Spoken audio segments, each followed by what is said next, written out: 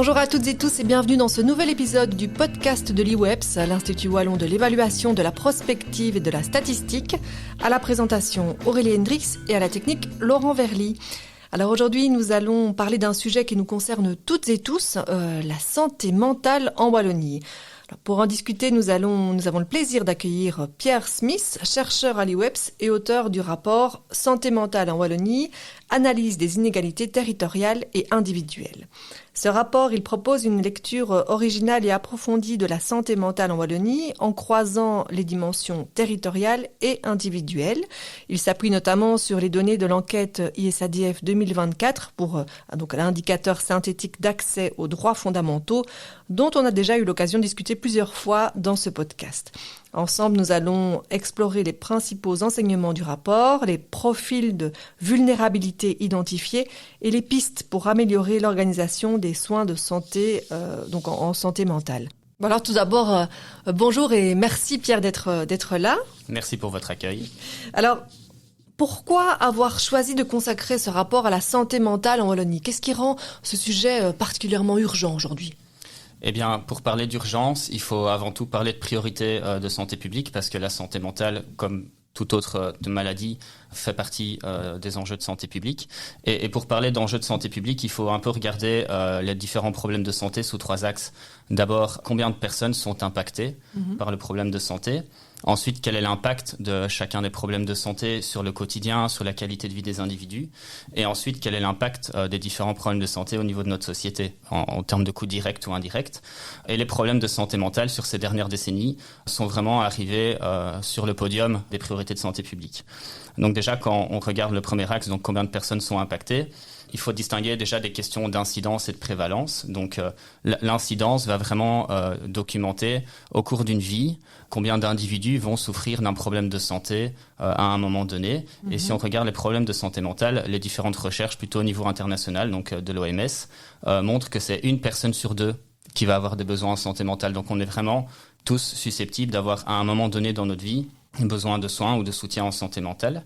Et quand on regarde la prévalence, donc là c'est vraiment à un moment donné, on fait une photo de la population et on regarde combien d'individus souffrent d'un problème de santé mentale. On a les données de Sciensano, donc l'enquête de santé belge, qui permettent aussi de documenter comment évolue la proportion de ces troubles dans la population.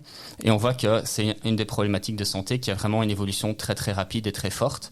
Donc si on regarde des chiffres, par exemple pour les troubles anxieux et dépressifs, on avait en 2004 10% de la population adulte de 15 ans et plus qui souffrait de ces troubles. On est passé à 14% en 2018 et plus récemment en 2023, on est à 18%. Donc on est presque à 1 Belge sur 5 qui souffre d'un trouble anxieux ou d'un trouble dépressif. Donc ce qui en fait vraiment une priorité parce que cette proportion augmente de manière relativement linéaire dans le temps. Et aussi les publics qui en touchent changent avec le temps. Donc ce qu'on voit sur les quelques années qui viennent de s'écouler, c'est que c'est de plus en plus les jeunes qui souffrent de problèmes de santé mentale. Donc les jeunes adultes de 15 à 24 ans, chez eux on va quasiment avoir 25% de problèmes de santé mentale, alors qu'avant c'était des problématiques qui touchaient plutôt les adultes entre 30 et 40 ans. Donc il y a aussi des changements à ce niveau-là qui nous font poser beaucoup de questions. Les jeunes adultes, c'est l'avenir de notre société et donc ça en fait vraiment une thématique très importante. Ensuite, sous le deuxième axe, donc si on regarde quels sont l'impact de ces problèmes sur notre quotidien, il faut toujours regarder une maladie sous deux angles différents. C'est un peu les deux faces d'une pièce.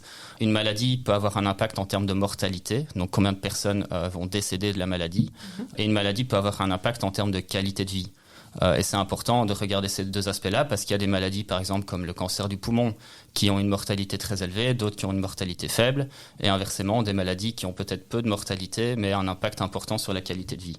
Les problèmes de santé mentale, quand on additionne ces deux facteurs-là, donc la mortalité et la qualité de vie, sont la première cause de ce qu'on appelle les années de vie perdues pour cause d'incapacité et de maladie. Et donc, ils représentent à eux seuls 25% de ces années de vie perdues. Donc, c'est vraiment une priorité de ce qu'on appelle du fardeau des maladies en Belgique. Et alors le dernier axe, donc c'est l'impact pour la société.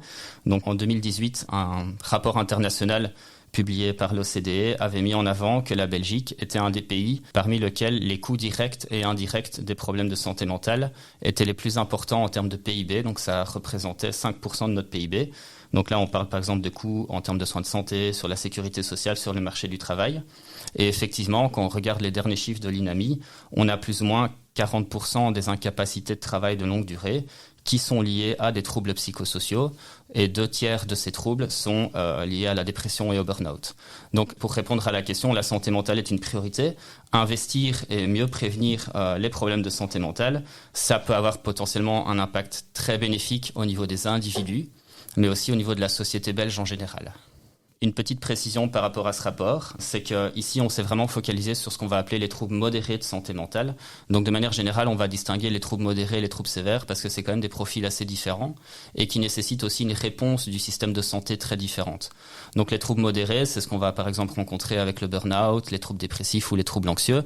Donc c'est ces troubles qui touchent plus ou moins 18% actuellement de la population belge. Et c'est vraiment sur ces personnes-là que le rapport s'est concentré. Les troubles sévères, là, on va plutôt parler de diagnostics comme les troubles psychotiques, la schizophrénie ou les troubles bipolaires, qui, eux, touchent une partie plus faible, environ 5% de la population, mais qui sont des problématiques plus sévères, plus complexes, qui nécessitent souvent des soins beaucoup plus spécialisés. Et ça devrait faire l'objet, on l'espère, d'une étude complémentaire. Alors, le rapport, il adopte une double approche, territoriale et individuelle. Pouvez-vous nous expliquer ce que ça signifie concrètement ? Mais donc concrètement, l'objectif du rapport, c'était vraiment de montrer que notre santé mentale dépend à la fois de l'endroit où l'on vit, mais aussi des événements qu'on vit. Donc quand on regarde l'ensemble des publications qu'il y a en Belgique ou à l'étranger, on voit vraiment que de plus en plus notre santé mentale est liée à notre environnement. Donc par exemple, des collègues de Sciences Anno ont déjà montré que la pollution en Belgique pouvait avoir un impact sur des maladies comme la dépression, mais aussi l'alimentation. Donc ce qu'on mange peut aussi influencer notre bien-être et notre santé mentale. Et or, l'accès à l'alimentation et la pollution, par exemple, sont fortement liés à notre environnement, donc l'endroit où on vit. Mais aussi, on sait de plus en plus que notre santé mentale est fortement liée à nos déterminants sociaux, c'est-à-dire notre logement, notre statut d'emploi, nos liens sociaux, etc. Et enfin, au niveau territorial, on a aussi toute la question de l'accès aux services. Donc une fois qu'on a un besoin en santé ou en santé mentale, la capacité du système de santé à répondre à ce besoin dépend aussi fortement de l'endroit où on vit et du territoire où on se situe. Donc c'était dans cette logique d'avoir cette double lecture qui nous paraissait complémentaire. Et si on prend par exemple la question de l'emploi est un déterminant essentiel de notre bien-être. Donc même au-delà de l'aspect purement économique du travail, avoir un emploi, c'est un rôle social, c'est valorisant. Et l'emploi peut avoir à la fois une dynamique territoriale. Donc il y a certains territoires qui ont peut-être moins d'offres d'emploi ou alors dans des secteurs qui sont plus limités. Mais l'emploi a aussi un impact énorme au niveau individuel en fonction de est-ce qu'on a un emploi, les conditions de travail, la satisfaction au travail, etc. Et donc le territoire joue un rôle majeur et de fait, on le sait, mais c'était dans l'objectif de le documenter. On n'a pas la même exposition à des facteurs protecteurs ou de risques en fonction de si on vit à Libramont, à Charleroi ou à Wavre.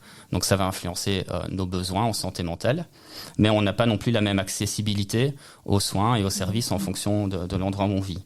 Et donc cette double lecture complémentaire nous semblait important. Donc la lecture territoriale, identifier des zones potentiellement sous tension où il y aurait beaucoup de besoins des habitants et peut-être moins d'offres et d'accès aux services, mais aussi avoir une lecture individuelle pour identifier les publics les plus à risque, qu'est-ce qui détermine le plus notre santé mentale au niveau individuel et pouvoir agir aussi sur ces déterminants.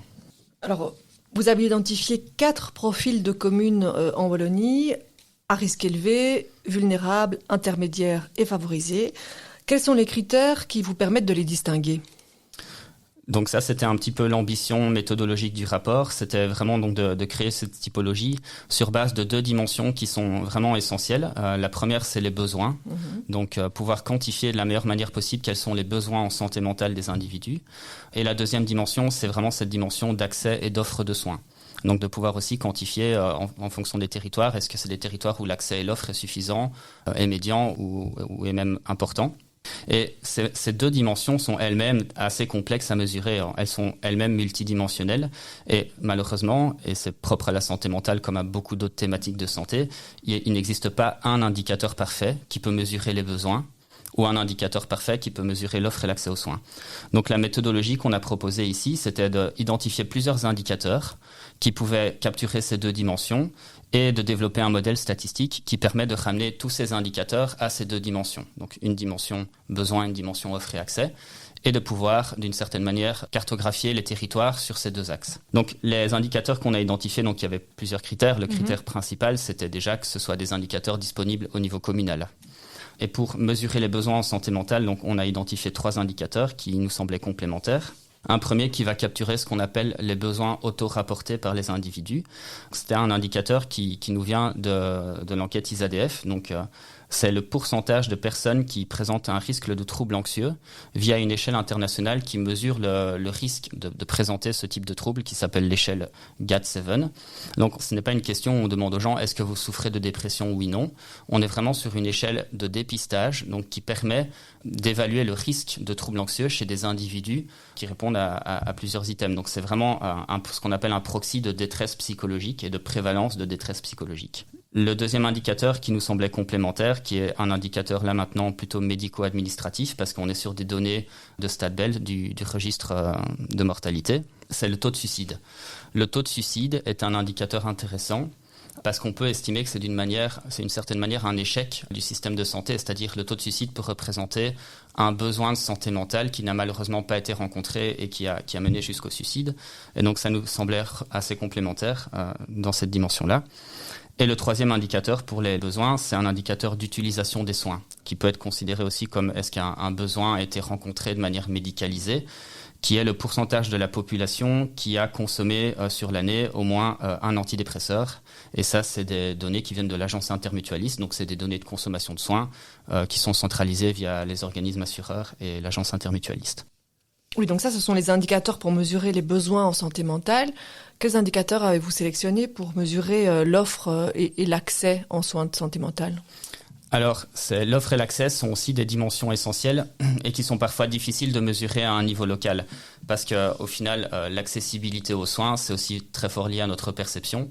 Et donc, on s'est basé sur les données de l'enquête ISADF, qui est quand même une enquête extrêmement riche parce que ça nous permet d'avoir des indicateurs auto-rapportés par les citoyens qui sont quasi extrapolable au niveau communal, moyennant certaines nuances méthodologiques. Mais rappelons peut-être que l'enquête ISADF, c'est une enquête de grande ampleur, puisque près de 25 000 Wallons et Wallonnes ont répondu à l'enquête.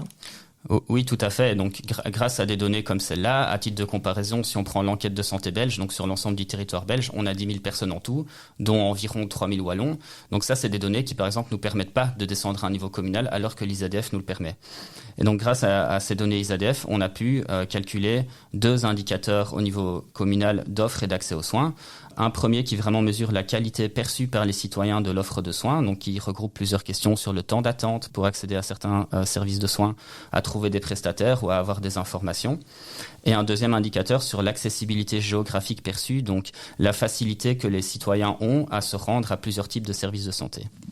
Et donc en mettant ces 2 indicateurs ensemble, ça nous donne une vision assez unique au niveau local de l'expérience réelle des habitants face au système de santé.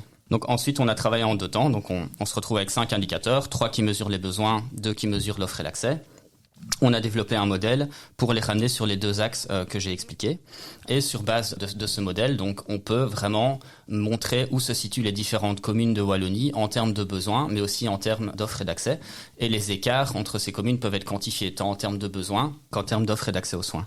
Ensuite, on voulait proposer une typologie relativement simplifiée sur base d'une analyse de clustering qui en fait vient tout simplement regrouper les communes les plus proches sur ces 2 axes entre elles. Une typologie, c'est une sorte de classement ?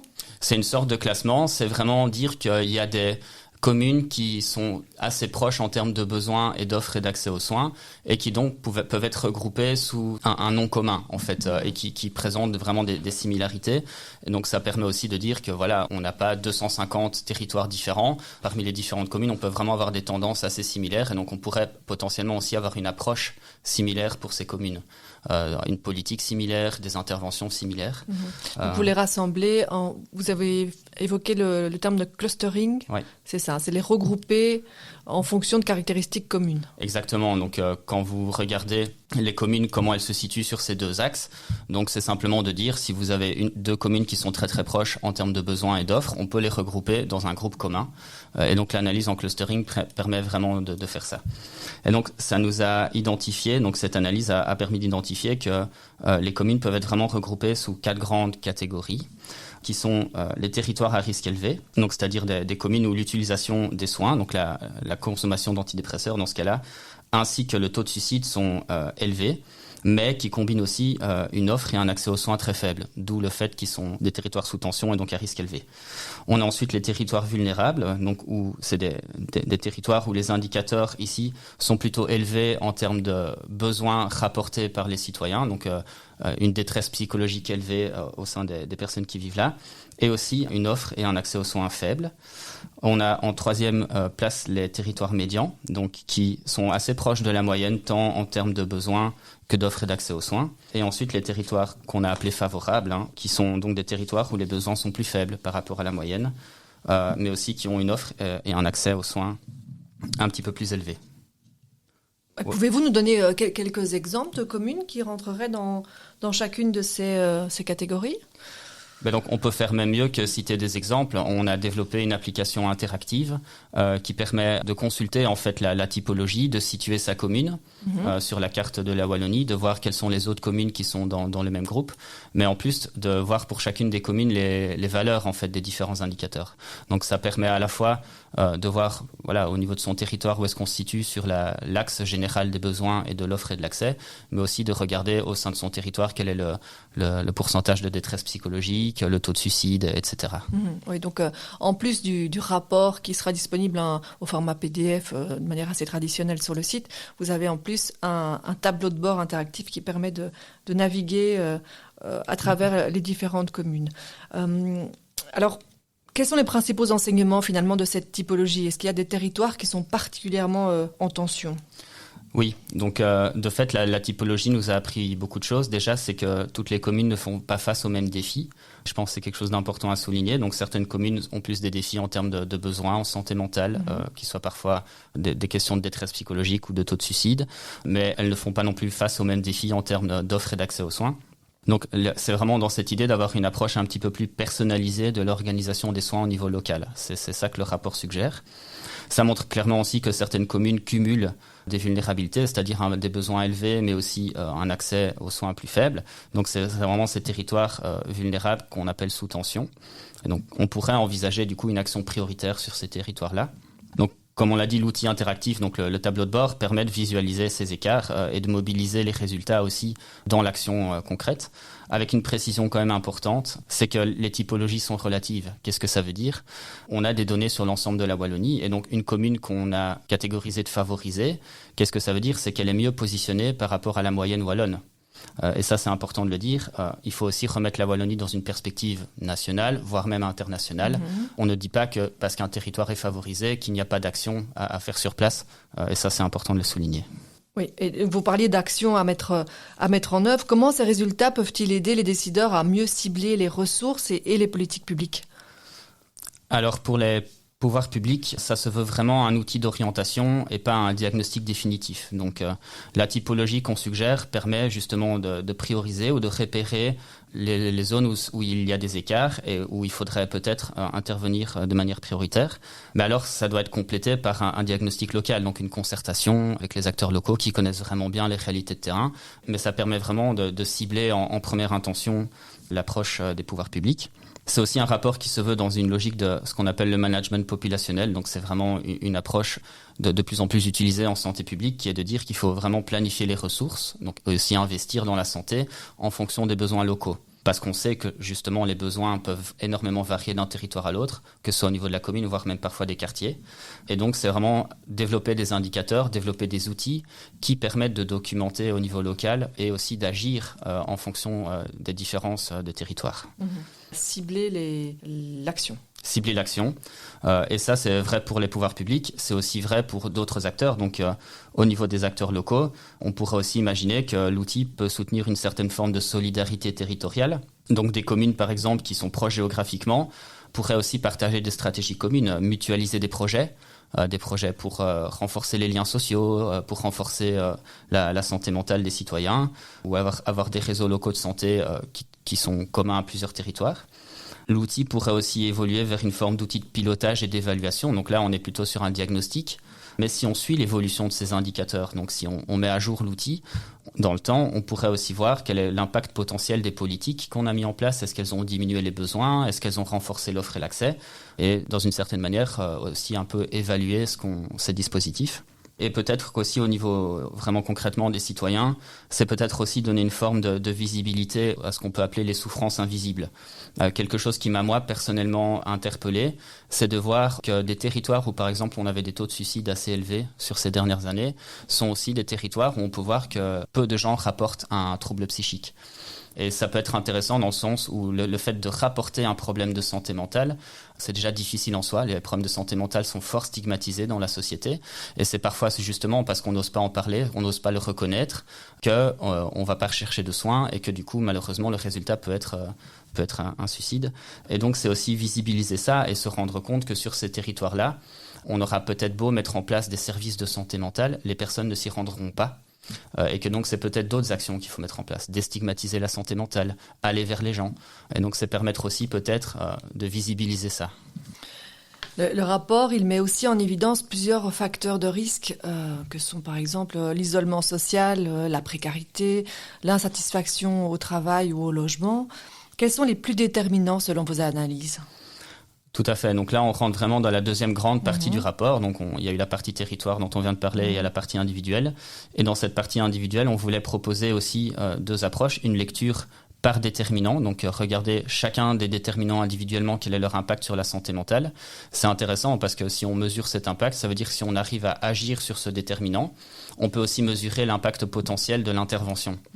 Et puis aussi une lecture intersectionnelle, donc aussi de reconnaître qu'on est des individus complexes et qu'en fait, c'est tous ces facteurs qui ensemble interagissent qui vont influencer notre santé mentale dans une forme de cumul de vulnérabilité.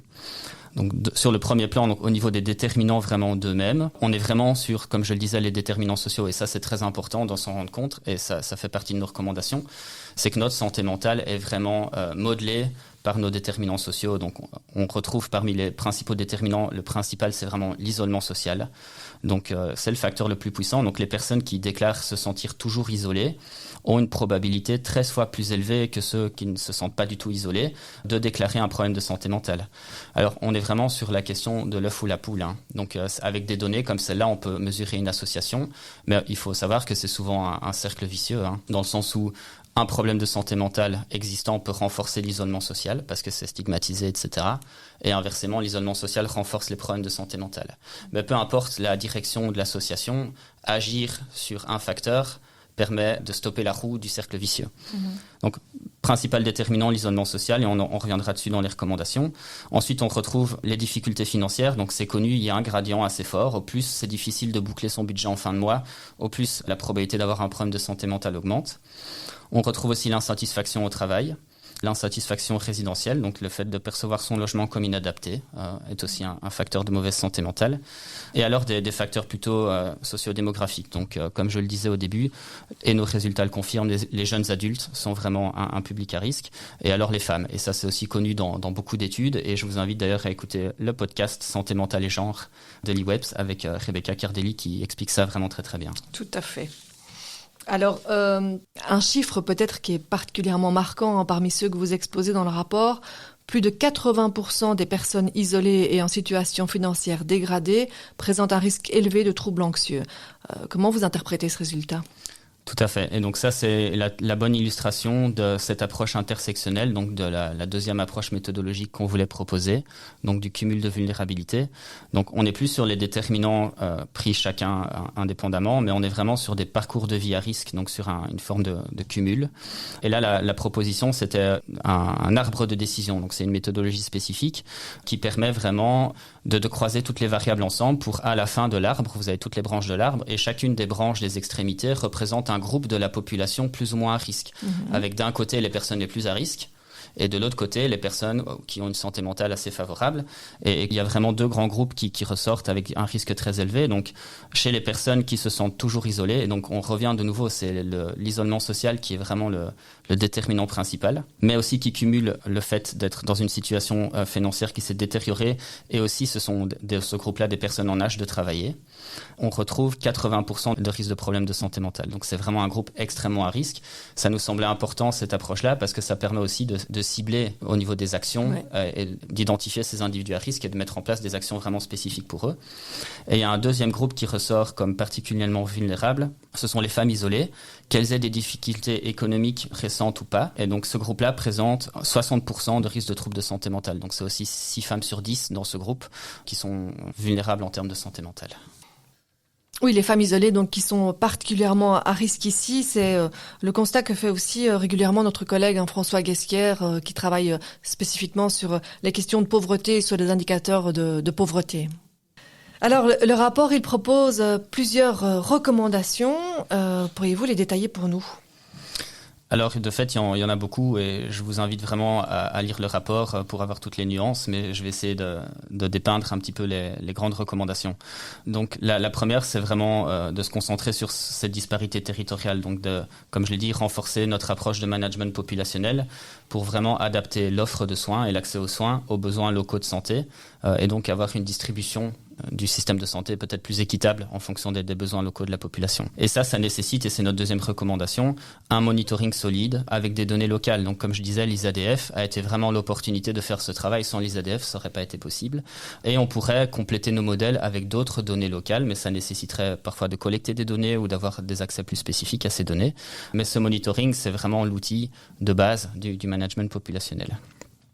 Ensuite, une des autres recommandations, c'est vraiment d'intégrer la santé mentale dans toutes les politiques. Donc, on est sur cette question des déterminants sociaux et c'est une tendance qu'on voit de manière très internationale. On parle de mental health in all policy. Et donc, c'est vraiment intégrer la santé mentale dans nos politiques de logement, du travail, de mobilité, d'éducation.